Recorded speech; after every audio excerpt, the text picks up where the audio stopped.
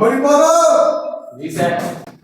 আজকে আমার 15 বছরের সাধনা সফল হয়েছে। জানো কি হয়েছে? আজকে আমি কি আবিষ্কার করেছি?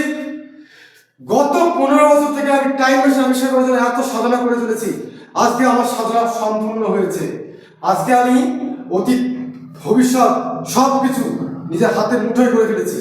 বর্তমান থেকে অতীতে যাব, অতীত থেকে ভবিষ্যতে যাব, সবকিছু এখন আমার কন্ট্রোলে। আমি এখন সর্বশ্রেষ্ঠ। এই প্রফেসর তারকাটা পালকে সবাই মনে রাখবে, পুরো পৃথিবী মনে রাখবে, সারা জীবন মনে রাখবে এই আমার আবিষ্কারের জন্য। এটা কিভাবে সম্ভব স্যার? এই তারকাটা পালে গেছে, অসম্ভব বলে কোনো কিচ্ছু নেই। আজকে আমি সর্বশ্রেষ্ঠ, আজকে আমি ভগবান তুল্য। এটা কিভাবে সম্ভব স্যার? আমাকে একটু ডিটেলসে বলবেন? ডিটেলসে নয় হরিপদ, তোমাকে আমি আজকে সরাসরি লাইভ দেখাবো। আর কিভাবে আমরা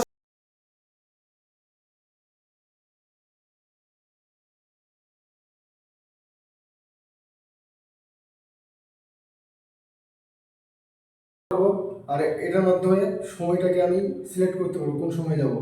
এই যে এটার মাধ্যমে আমি সিলেক্ট করছি 2050 সাল, আমি ভবিষ্যতে যাচ্ছি। আর হ্যাঁ, বিশেষভাবে বলে রাখি, এই মেশিনের মাধ্যমে আমরা দুজনেই যেতে পারবো, দুজনের বেশি কেউ যেতে পারবে না।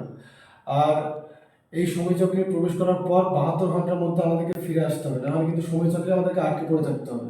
তো ঠিক আছে, চল সময়চক্রে যাওয়া যাক।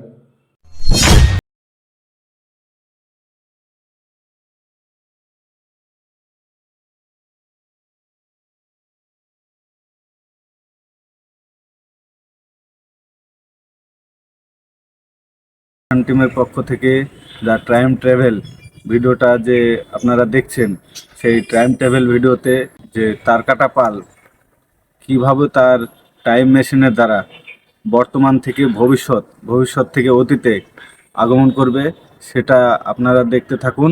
ওই সঙ্গে থাকছে হরিপদ, তার যে ক্যালমাগুলো সঙ্গে আপনারা দেখবেন।